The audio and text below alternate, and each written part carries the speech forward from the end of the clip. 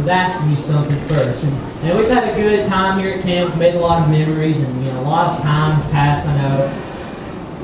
Where were you on October 28th, 2016? I know some of the Columbia kids here, they already know what I'm about to talk about. I was at Hardee's. Most of you ever heard me talk about my good old friend Lula or anything. Most of you already know that I've been working at Hardee's for about a year now.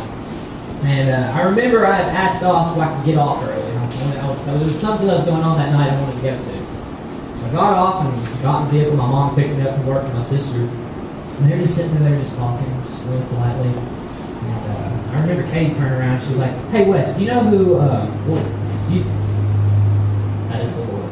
But anyways, my sister, she was just like, "Hey, do you know who there's this girl named Abby, and she couldn't think of the name, so she showed me this picture."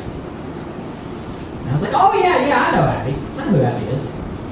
And my teacher, one of my favorite teachers, she was getting married later on that year, and throughout the beginning of the year I had an online math class and I hated it. I didn't want to be a part of it or anything. So I tried my best to do anything I could to get out of it, and I'd go to first period and I'd help do lesson plans. My mom was a teacher. Yes, Mom, I did lesson plans actually. And I did all sorts of grading papers for her, and I did all sorts of things so she could kind of prepare for her wedding. She wouldn't have to worry about the school stuff. And every time I went to first period, Abby was in there.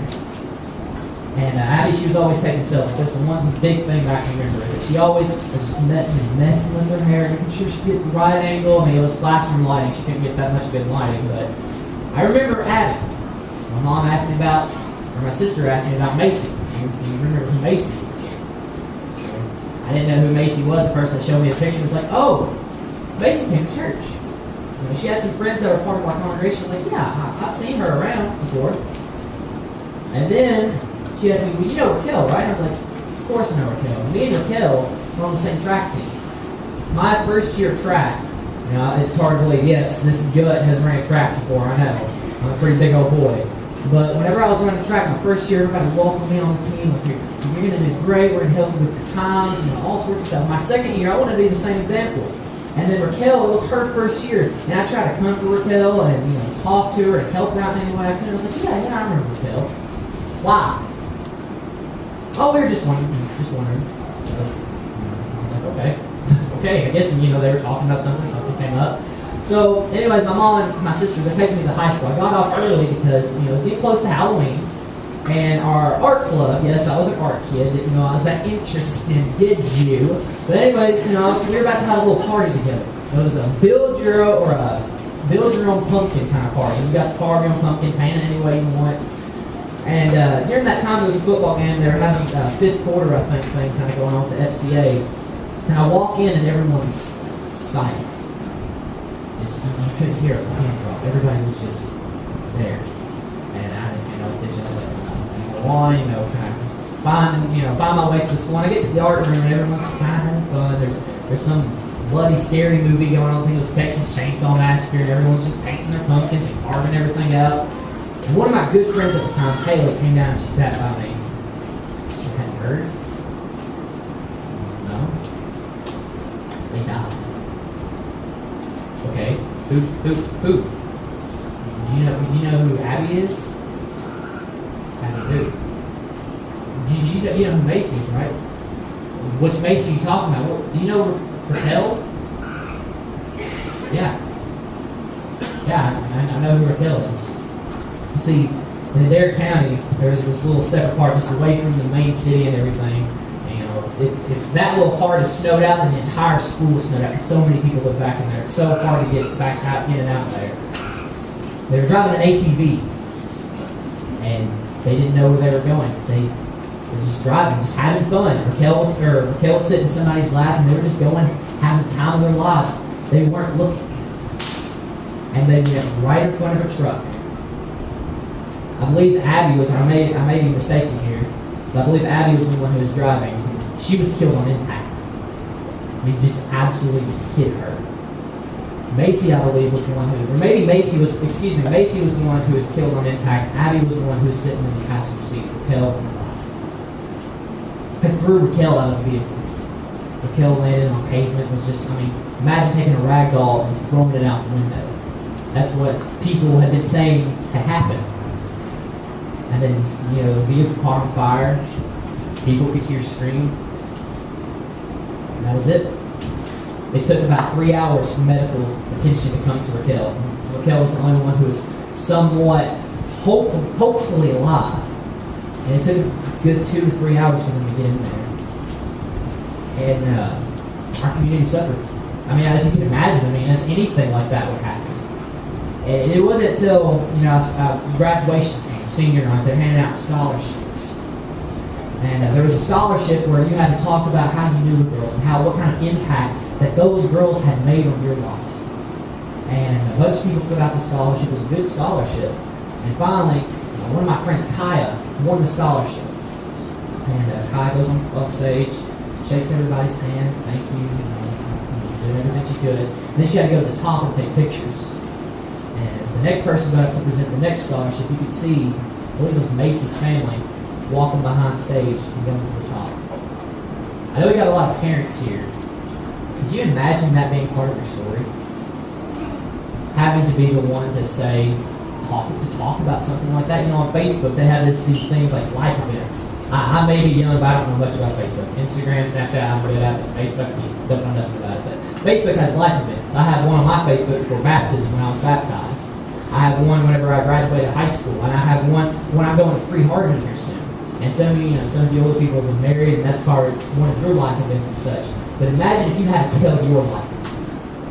Imagine being in one of those girls' positions, the parents, and being like, tell what's one of the biggest things that's happened in your life. Maybe not the best, maybe not the worst, but just the biggest. And they have to tell the story how their baby grew up. I want to start this lesson out tonight by asking you this. What is your story? What kind of story are you living? You think of these amazing stories that have happened and amazing people that have come by. One of my greatest examples, one of the greatest people I ever thought ever lived on this earth was Walt Disney. I love Walt Disney. I love watching Frozen. I could sing every word of that movie Frozen. I bet you none of you can do that, but I can. Whoops. But anyways, none of you can, but I can. And see, Walt Disney, if you look at Walt Disney's life, he lived a pretty awesome life. He started out just like as a cartoonist, and they told him he wasn't creative, he couldn't draw good. He got hired by Universal to create a character and create cartoons. He made Oswald the Lucky Rabbit. And if you look at Oswald, he looks a lot like Mickey Mouse. And he made a lot of money off of that, and finally one day they just fired him. They didn't want him no more. He wasn't creative enough. So he was mad, and he was like, I'm going to do this by myself. And Walt Disney Incorporated was created. And it's one of the most multi-billion-dollar businesses in this entire world. There's so many stories of greatness. Like Walt Disney. There's some stories of wickedness. There are so many stories that are known for certain things. What is your story going to be known for? Think of where you've been in your past. Think of where you are now. And think of where you want to be in the future. Is that story, if you went to a library and you pulled The Life of Weston Stone or The Life of Zoe Page right off the shelf, would that be worth reading? Would it be something humbling to look at? Would it be something that people were just amazed by, looking at this example, looking at the adventures they've been on? Or is it going to be something where they look and they're just like, look how awful this person was. Look at this story of just despicableness and insidiousness. Is your story going to be one that's going to exemplify God? And I know that's the big question that's probably creating on your mind this week. And so whenever I was preparing for this lesson, it's kind of when I start this out, just thinking about what your story is. When I was preparing for this lesson, Nick kind of told me that Wednesday night was going to be Dead Men Do Tell Tales. I had no earthly clue what to do. He told me that, and I sat for about 2 to 3 days not knowing what to write about, not knowing what to say. Because think of that title, Dead Men Do Tell Tales. That makes no sense. It makes absolutely no sense. If I go somewhere and I shoot someone in the head and they fall over dead, they ain't going to tell me their life story. They're not going to sit there and tell me about, whenever they paint the cat when they were 6-year-old, how they got married, They're not going to sit the bedtime story. They're not going to sit there and tell me some sort of little fairy tale. They're going to be dead. They're going to be dead in the ground. The title makes no sense, but if you look at it from a spiritual lens, if you look at it from something that is bigger than all of us, it makes perfect sense. You see one of the verses I have up here is Acts chapter 9, verse 1 through 20. If you recall in Acts chapter 9, this was the conversion of Saul. Saul was an awful person. An awful, awful person. He was involved in the stoning of Stephen. He was awful. He was ruthless. He sat there and he would watch my fellow Christians. That was his main mission, was to make sure that Christianity was eradicated from the world. And we see here that Ananias came to him, that Jesus spoke to him. And what happens towards the end of this passage? What happens to Saul? He becomes baptized. Let me open the scripture real quick in Acts chapter 9. Let me go ahead and read it exactly just how it's said. And Ananias went his way and entered the house, and laying hands on him, he said, Brother Saul, the Lord Jesus, who appeared to you on the road as you came, has sent me, that you may receive your sight and be filled with the Holy Spirit. And immediately there fell from his eyes something like scales, and he was received his sight at once, and he arose and was baptized. Now hold up. What's baptism? I don't know what that word means. What is baptism? Well, Romans chapter 6. A little thing that kind of Paul used to be Saul, but the new man Paul wrote. And Romans chapter 6, I know it's already been read once, but I'm going to read it again. Starting at verse 1, what shall we say then? Shall we continue in sin that grace may abound? Certainly not. How shall we who died to sin live any longer in it? Or do you not know that as many of us were baptized into Christ Jesus, were baptized into his death? Therefore we were buried with him through baptism into death, that just as Christ was raised from the dead by the glory of the Father, even so we should also walk in the newness of life. So when Saul was baptized, if I'm understanding this correctly, he died. He was dead to his sins.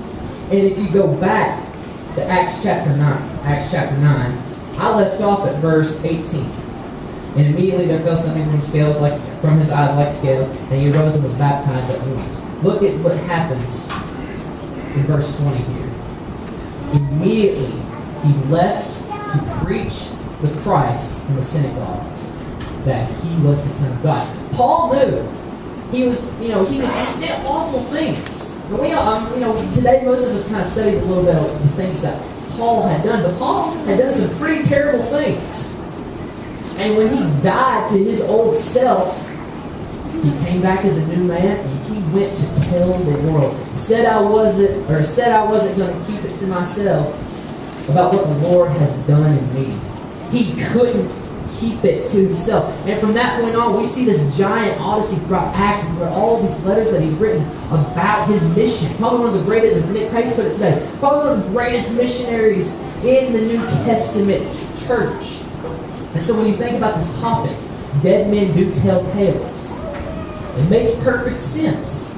When we are dead, we are to tell that tale about how Jesus saved us, about what he did in our life and what he can do for other people's lives. And when we think about this theme for today, dead men do tell tales, notice I have under there a reflection on confession. That is the word I want you to think about today. As you think about what confession is, whenever you think about what dead men do tell tales, think of this word. And I've got 2 baptisms in school. And before every baptism, they take in confession. Usually we do think of confession as being just like a one-act thing. You come before the congregation, you shake the preacher's hand. Do you believe that Jesus Christ is the Son of God and he died for your sins? I do. Yes, sir. That's the appropriate answer that we want to give. And that's what we think confession is, but confession is something more than just that. It is something more than just that one act. Got a little definition here for confession, for those of you who are taking notes. The uses for confession, like I said, confessing sin or confessing that you were being before you were being baptized. But the definition for it is a biblical attitude that one will put on in order to show who their master is. Whoa. You can't really read that, can you? Well, in Luke chapter 12, verse 8, let me get this verse. Luke chapter 12, verse 8. And also I say to you, this is Jesus speaking, also I say to you, whoever confesses me before men, him the Son of Man will also confess before the angels of God. Whenever we think about confession, if it looks like a duck, it quacks like a duck, it acts like a duck, it walks like a duck, guess what? Act like it's going to be a duck, right? If it walks like a Christian, if it talks like a Christian, if it acts like a Christian, if it looks like a Christian, guess what? More than likely it's going to be a Christian, but any one of those things is different. If it doesn't look like a Christian, if it doesn't walk like a Christian, doesn't talk like a Christian, doesn't act like a Christian, guess what? It's going to be someone who is of the world. And that's kind of the definition of what that means. And with all of this being said, everything that I've just said, I want to ask you one more time. What is your story? Think about your story. Think about where you've been, where you are now, and where you're wanting to go. Have you had this biblical attitude of confession? Have you been able to show the world that my master is Jesus Christ? Or have you shown the world that your master is the enemy, Satan, who wants nothing more than to entrap you so you can suffer one day with him? Is that the kind of attitude that you're living out? Every single one of us has a past. And in that past, we've all made mistakes. We've all slipped up. We all have fallen. And that past, no matter how awful it was, no matter how great it was, it has defined us for who we are today. And in the present today, right now, you're going to make decisions that are going to impact your future. You know, I know me and Chase and Zoe and Riley, we're about to go off to college. And that's a lot of pressure. Because you're going to be making a lot, college is one of those big years that you're going to be going through. It's where you're going to kind of form your identity, who you actually are. Your present is going to determine what happens in your future. And you notice I have up here an I can statement. Yeah, I can say. We'll get to that in a second. This I can say. Most of you, I know, Nick probably knows. I know my mama knows. In school you have the I can statements, and kind of the main teaching that's going to happen. At the end of this lesson, I want you to be able to say this I can statement with confidence. I can joyfully proclaim that Jesus is my Savior, and use my personal tale to show everyone how Jesus changed their world. How Jesus can change the world. Excuse me. And at the end of this lesson, I want you to ask this question to yourself and see if it actually does apply to yourself. Does your tale that you are living reflect that biblical attitude of confession? Does your story confess Christ? If you are dead to Christ, are you truly living for Him? And so when I was sitting here thinking of this lesson, I kind of figured out dead men do tell tales. Okay, it's going to be kind of a pirate thing. Like, dead men tell no tales, like from Pirates of the Caribbean. Kind of put two and two together. And I could not think of anything to relate this to. I'm that kind of person. I want everything to kind of piece together and relate to some big picture. And so I was trying to think of like a metaphor, a story I can relate to this.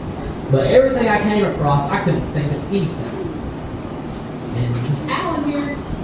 My sister has a boyfriend. His name is Alan Miller. Now let me tell you something about Alan Miller. Alan Miller's not very smart. I like embarrassing him sometimes. And Alan, he doesn't understand certain pop references and everything. If I came out with this old ancient pirate story, I knew Alan would get it, and I knew some of you wouldn't get it. So I had to think, if I'm going to use something, I got to use something that Alan's going to get. And if Alan can get it, then just about anybody can get it. So I kind of thought about this, and I know this isn't really much of a pirate thing, but I thought of a Christmas Carol. Any of you ever seen A Christmas Carol? Most of you kind of know the basic story. If there are any Alan Millers out there, I'll go ahead and kind of explain what A Christmas Carol is about. Ebenezer Scrooge, you see that old crotchety man right there? Ebenezer Scrooge, he's a greedy, wicked, vile man. He doesn't like nobody, and he wants all the money for himself, and nobody likes him. There was a Muppet movie made about him that was kind of creepy when I was little, but nobody likes Ebenezer Scrooge because he's greedy, he's self-centered. And then on Christmas Eve, he gets a chance. 3 spirits come visit him. 3 ghosts of Christmas. The 3 spirits of Christmas come and visit him. And they give him a chance to reflect on his life. Give him a chance to look at his life and see what he's actually done in it. And give him a chance to make a change. There's the ghost of Christmas past, the ghost of Christmas present, and the ghost of Christmas yet to come. And each one attempts to show him who he really is. And if he doesn't change, where he's going to end up. And so when I ask you this, some of you, of course, are visiting. So if you go home and you go to your beds, or for you campers more likely, when we get through this lesson, we get through the Evo, that activities, canteen, and all that good stuff tonight, you go back to your cabin, 11 o'clock hits, lights out, and you wake up, and these three spirits come to your room, and no one else can see them but you. First of all, that's going to be kind of crazy. It's going to be kind of tricky. But if they came to you, ghosts of Christmas past, present, future, what are they going to show you? We're going to talk about what they might show you. And first we're going to talk about the ghosts of your past. The ghosts of your past. Scrooge had a lot going on in his past. And I'm not going to give you a synopsis of the story. There was things that happened with his businesses. He had a girlfriend that didn't, he loved money, he didn't love his girlfriend. She broke up with him, of course. There's all sorts of things that we can go into when it talks about Ebenezer Scrooge. But I want to ask about you guys. What has happened in your past?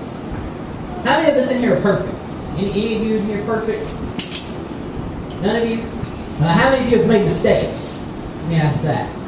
Even some of you in the back, every hand should be raised because we all make mistakes.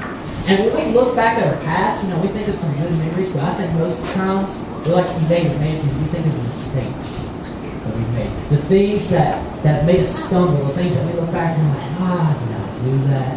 Why did I think about doing that? And so when I thought about these mistakes, I decided to divide them up in different categories. The first kind of mistake that we all make, here's the stupid little mistake. You stub your toe on a door or something like that. Or you drop your food on the floor in front of everybody and get a little bit embarrassed. During my senior skip day, me and a couple friends went out to this little restaurant called Betty's OK Country Cooking. And guess what? It's OK Country Cooking. And we went out there, we was eating some breakfast and talking. The lady had brought us out some dessert. She made fun of us. She's like, all right, guys, you guys enjoy your dessert? And being the cheeriest possible voice, I was like, you too, ma'am. And I was sitting there thinking, why did I say that? She didn't eat no dessert. And it's even now, it still sticks with me like, why did I say that? It's the dumbest little thing that I said. It's those stupid little mistakes that we sit here and like 2 a.m. like, why did I do that? Why did I say that? Why would I even think about saying that? And then there's the simple mistakes. These are the kind of mistakes that happen whenever we do something and there's a chain reaction. There's mistakes that are avoidable. Now we can avoid these kind of mistakes here, but if we do them, there's a effect. They're kind of, the mistake is the cause and the effect kind of happens afterwards. And I have some examples up here. Power going out in your house because you got to pay rent, or being broke because you spent money. That's my simple problem, my simple mistake that I do. But we all have those simple little mistakes that here's the cause and here's the effect. I can't remember telling you guys this. When I was in 3rd grade, John Adair Intermediate School, third through 5th grade, and I was in music class. And there was a girl that sat 2 or 3 chairs away from me. She was, my 3rd grade self, I was like, she is the most gorgeous thing I ever had my eyes on. I was like, I love her. I'm going to see myself in the future with her probably. And so one day, it was towards the end of the year, because we had just got back from a school trip, and we were hanging out in our music rooms. We had, like music class, had the little recordings and everything. That was my music class. And I could hear her talking over in the corner, and she was like, I need myself a real man. I need a real man. And so, of course, I'm coming over here, just trying to just casually butt into the conversation, like, I'm a real man. What about me? What about me? Hey, what can I do for you? And she was like, no, you're my grade. I need me a real man who can treat me right. And I was like, I can treat you right. Give me a chance. She was like, oh, yeah, really? Prove it. I proved it all right. I grabbed her by the cheeks and I gave her the biggest, sloppiest kiss I think any 3rd, 4th grader could have ever given a little girl at that age. And you're probably thinking, why are you telling us about the simple little mistake that happened? Well, because about a 3rd or 4th period later, my girlfriend came up to me and she punched me on my shoulder. And that's not a joke either. I'm not just making that up either. That 3rd grade year was not a fun year for me. I didn't have that many friends as you can tell. But those simple little mistakes, you make a mistake and there is going to be an effect from that mistake. And then you have the involved mistakes. Mistakes that are understood, but they require effort. to prevent it. The biggest one that I could think of that applies to everyone is that we don't have a prayer life. You know, we know that we need to be more prayerful, I guess the word would be in our lives, that we need to pray more, we need to communicate more to God. But do we do anything about it? That mistake is easily unavoidable. Or even just the basic subject of evangelism. We can go out here and talk to people. But do we? I mean, it's obviously it's a mistake that's unavoidable, but do we make the effort to change it? Or, you know, if you start eating fast food every day, every single day, you start getting right, and you're like, all right, I need to change this. But then you go to McDonald's and you get 2 McDoubles with plain with cheese, or add tomatoes and large fry and 10-piece chicken nugget and all that. Are you really changing that mistake? And then finally, there's the complex mistakes. And some of these mistakes, they start out as the stupid mistakes. Or maybe they start out as the simple cause and effect mistakes. This person said this, well then this person gets angry and they say this. Well then they try to make this person jealous and they do this and this and this. Well then this person gets mad, they do this and this and this, and eventually everything gets so twisted up. Everything becomes so complex that you don't know which end is up and which end is down. Relationships with other people, with spouses, with best friends, they crumble. You know, maybe you have a tough decision to make. You know, this year, college was my big tough decision. And I was worried that I was going to mess that up. Because, you know, here I'm thinking, if I make this bad decision, there's going to be a lot of negative effects that come from it. Now, I'm going 4.5 hours away from home. What if there's so many different effects from it? You know, and we think about those past mistakes that we made, those complex decisions that have led to bad results. And those are the big ones, I think, the complex ones that stick out the most in our minds. But no one here is perfect, are we? Every single one of us have stumbled. We've all made mistakes. And when you've made mistakes, and I hope when you're sitting here thinking about those dumb little things that we've done in the past, I want you to ask yourself these questions. Whenever you're thinking about those mistakes, did a mistake change your attitude? Maybe someone did something to you, or you got yourself caught up in this and your attitude changed. And instead of being a joyful person, you became a nasty person. You became mean. You didn't want to be mean, but that's just kind of how things happen. Now you're this kind of person because you made all these mistakes. Did your attitude change? Did the mistake change how you look at others or how others look at you? We're going to talk more about that in a second.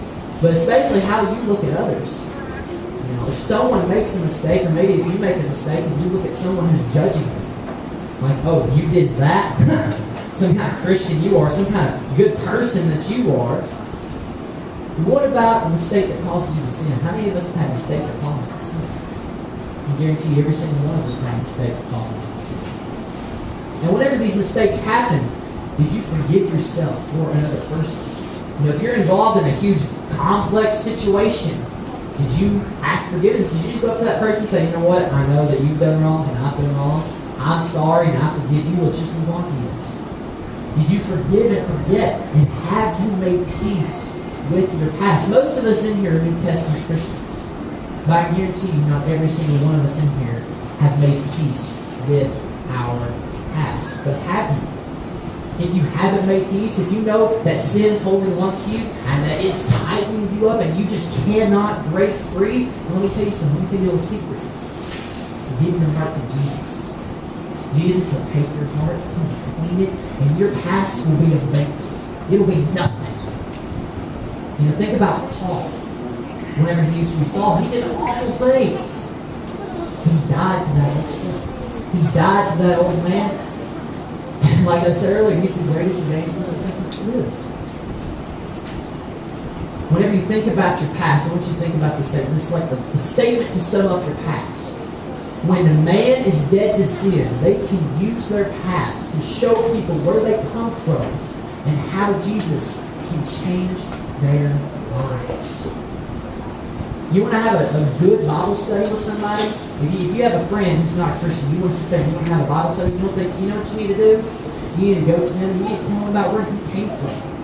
I've had this mistake happen to me. This is what this person did to me. This is what these people say to me. But none of that matters now. You know why? Because Jesus is my Savior. Opinions of what people have in the world aren't going to justify your salvation. You are God's. You are His, and He is yours. Next, we're going to talk about the ghosts of your present. And you think back to a Christmas Carol. Ebenezer Scrooge was living in his present. So how is he gonna get a reflection of his present? Well, the ghost of Christmas present did something different. It's the only ghost that did anything different from the rest of them. He didn't show Ebenezer his present. He showed what other people were feeling, what other people were seeing about him, his example to others. And it's at this point in the story that Scrooge begins to see the reflection of how an unchanged past can really affect his life. How has your past, the mistakes that you've made, affected your present? What kind of a dead man do people see walking in Mitchell, Mitchell at the beginning of this week, he said that we're dead men walking. What kind of a dead man are you when people look at you? You think, we talked about baptism earlier. Are you the kind of dead person who's dead to that old person's sin, walking amongst the living now? Or are you the kind of dead person that is trapped in sin, that is lost, that is doomed for damnation? Consider Saul before he became Paul. Now, I've used this example a couple times, but he was absolutely ruthless. And when he died to his sins and he became new, he went out there and spread the gospel. People still held grudges. If you read on in Acts chapter 9, people they were kind of antsy. Like, this is the guy that killed all those Christians, right? This is the guy that killed all those people who proclaimed Christ, and now he's a Christian? That doesn't make sense, does it? But Paul used that. He used that to his advantage. He said, yeah, I used to do that. I have many regrets in my life. But I've given up that life. I've given up everything because I know there's a better treasure awaiting for me in heaven. Can people see that you've been changed by Jesus, by your attitude, by your example? How many of us are just angry all the time? Don't raise your hands here, because that'd be kind of embarrassing. But how many of us are just angry all the time? Just the littlest thing is going to set us off. Someone says this one little word to us, and it just angers us and it makes us angry, and we're just like, why did you say this? Why did you do that? Blah, blah, blah. That got a lot of your attention when I started yelling. Maybe I need to do that a little bit more often. Or maybe you're a liar and you get caught up in a web of lies, or you're seeking attention all the time. Can people see that you've been changed by Jesus? Or do they see something worse? They're probably thinking, what's worse than what are you talking about? What's worse? You know, most of us who have been baptized, that dead man is gone. It's in the grave. Do people see that man resurrected, walking amongst the living? What kind of example are you putting to people out there? And you know, people are going to hold grudges. People are going to continue to say things. People are going to look at you and say, I remember what you did to me, and I'm never going to forgive you. You've not changed. You've not done anything better. But should we let that get to us? Because we're new. We're a new person, and that's in the past. It's gone. Buried. Gone. Done. Ditto. Bye-bye. It's done. Should we let that bother us? That's a question that you guys need to think about. Whenever you think about the ghost of your present, this is kind of the overall thing I want you to think about. A dead man who tells and lives the tale of how he changed from his old ways, or changed the way he looks in the eyes of his acquaintance. You know, you go back to that biblical definition of confession that shows people who your master are. Who your master is, excuse me. Kind of background. But do people see that new man? Are you truly confessing Jesus in every action that you do, in the attitude that you have? Something you're going to have to decide for yourself. And finally, there's one more ghost that we have left. Your ghosts have yet to come. It's the last ghost that Ebenezer encounters. And if you've seen the Muppet version of the movie, maybe if you've seen the new Disney version, I'll pray for you. Me and my cousin Matt, we saw that in theaters, and it was a fun family event for the whole family. You had kids running down the aisle screaming and crying because they got scared. And I was scared. But whenever you think about it, think back to Christmas Carol. The scene that I can remember the most is Ebenezer. He's hanging from his grave. He's looking up and sees the ghost of yet to come, which resembles death looking at him. And Ebenezer looks down and he sees his casket open up. And there's flames coming out. What is your yet to come? What is the yet to come that you see in the future? Now, I'm not just talking about death. And I don't want you to sit here thinking I'm just looming death or anything. No. Think about the future. The relationships you have now. Think about the people, we talked about your present, how people look at you now. How's that going to affect your future? What are people going to say about you in your future? How is that going to lead up to your future? Your past mistakes have led you to now. What mistakes now are you going to do that are going to lead to your future? That right there is something that I need to ask myself daily. And just be honest with yourself. And if you do decide, most of us in here who are New Testament Christians, if you have thought about death, the afterlife, is your yet to come going to belong in heaven? Are you going to be there? What is your expectations going to be when you die? Real quick. Earlier this week, I had some of you out there write me some. Get that out there. Had some of you write some expectations for me about what you think your yet to come is going to be. And most of them, let everybody know, these are campers that are a little bit older, who are a little bit more mature, got their feet wet and more things. And I'm not going to read all of these, but I'm just going to go through, kind of skim and scan. Here's an expectation that somebody wrote. I would like all my family and my friends from school there also to be there. And I hope my church family will be there. And I would like for my stories told and everyone be positive mood the entire time. And in the reality that they wrote, only some of my family will come. And only a handful of my friends will be there. There will only be a few members of my church there, and most people will be sad. There's some people who they'll try to be happy, but it's going to be negative. That's what this part says. That's what they think That's what they think reality is going to be. There's one card in here who said that their expectation was going to be that this star and this star. I'm not going to read this whole card here, but that this celebrity is going to be there and put on a show, and that there's just going to be this awesome celebration. That person who I'm talking about is laughing up a storm right now. But there's going to be this grand celebration. But I guarantee you, I'm not going to read all of this, but that reality does not reflect well for what he thinks is actually going to happen. The expectation is great. I'm expecting this to happen and that to happen, but the reality doesn't seem too great. And there was actually a couple on here who thought their reality was going to be that they weren't even going to have anybody there. That no one was going to be there at their funeral. That no one was going to remember great things about themselves. Let me tell you about these expectations. For those of you who wrote into anybody else's expectations. These expectations, you know what they mean?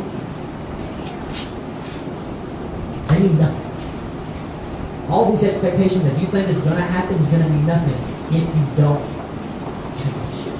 If you want a lot of people there, if you want people to remember the good about you, you got to give them something good to remember about.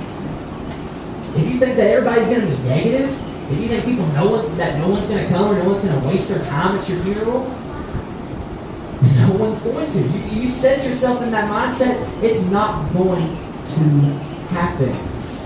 We have these expectations, but they mean nothing if we are not willing to change. None of these are going to be a reality if you do not put forth the effort to make it a reality. Your yet to come is up to you. It's up to you. It's up to you. It's up to you. It's up to you. It is up to you. It's not up to your family. It's not up to your church. It is up to you and what you decide to make of it. If you're not going to do anything with it, you're going to live in the world, you're going to be one with the world, your fate is set. The reactions you have for the people, it's going to be settled in the future. If you want to change, you've got to do it. We talked about it in our evangelism class today. What's the Nike slogan? I think it was Nike. Just do it. Yeah, I got that right. Just do it. If you want to make that change, you have to be the one to do it. And I asked you this question before. So what is your table? What is your story? What kind of a story, what kind of a tale are you living out? An even better question. How is that tale going to end? Is it going to end in tragedy? Is it going to end in hope? How are people going to look back on your life? Is yours one that's going to be memorable? I talked about Walt Disney earlier. Is it going to be something people are going to remember, and people are going to be humbled whenever they look at it and be like, I want to be that person? Or when you think about Macy and Abby, Raquel's family, is it going to be one that's tragic? That when you look back, you think, what's the big thing that happened in your life? Or was this tragic thing? And that's all you've ever been known for. In Philippians chapter 4, there's two women that were arguing. They were bickering. And that's all we'll ever know about them. That's all that Scripture really tells us about them, is that they were caught in an argument. Is that how you want to be remembered? As the one who was getting in arguments, that got caught up in arguments? The one that was being negative about everything? Or when you think about doubting Thomas. Doubting Thomas, look at the name. He doubted Christ once, and it was probably one of the great example for us when we talk about doubt. There was that one instance that has labeled him forever. He was probably a great servant. Even though he messed up, he was probably a magnificent service to the kingdom. But it was that one little thing that messed up. How are you going to be remembered? In your future, you're yet to come. We're all older, and we all come back to camp, and we start looking around. We see the alumni of Taylor Christian Camp. Are people going to look at me like, oh, I remember them. I remember them. I remember what they did, what kind of attitude they had, what kind of person they acted like. They're going to be so happy to see you. They just want to squeeze the life out of you. They can't wait to just hug you. I didn't believe it was true whenever Nick told me that the topic was dead men tell no tales. I didn't think about that would be something that I could work with, that I could talk about in a physical stance. But it is true. When you are alive in Jesus and you are living faithfully, you have a story to tell about where you were and where you can end up, where you can go from that point on. And you have something that you can share with the world that you just can't keep to yourself. Some of you have never heard of Jesus probably before you came to this camp. Some of you have never heard about salvation. I've never heard about what it means to be baptized, what it means to be a member of the Lord's church. We're going to talk about that for just a few minutes. If you want to be dead to your sins, you got to unlock the lock. I believe it's in Ephesians chapter 2, verse 8, for by grace you've been saved through faith. If I'm going to unlock this lock, I can't just unlock one of those keyholes and the lock be unlocked. I can't open the lock if one of them is open. This left one over here that's got the name tag on it, I can't just use that key and it's unlocked. I have to use both keys, not just one or the other. You want to become a Christian? You got to unlock the lock. Imagine this one with the name tag. Imagine that being faith. And we think back to Hebrews chapter 11 of billions of different examples of what faith is and how we can have faith in our life and what that can do for our lives. We see that in Hebrews 11 and also in James chapter 4. Faith without works is dead. We can see that faith, that it can only be made complete when it has works. This left one is going to be your faith. That right key is going to be your works. You can have all the faith in the world, and the denominations will tell you time and time again, you just got to accept Jesus, just believe in Him, have faith, and you're good. You're golden. That's not what Scripture tells us, is it? And faith is just this inner working of belief and trust. We believe that God is going to come and save us, and we trust that He's going to do what He promises that He's going to do. And once we do that, we got one part of the lock unlocked. Now we got to get the other one. Well, what's the works that needs to be done?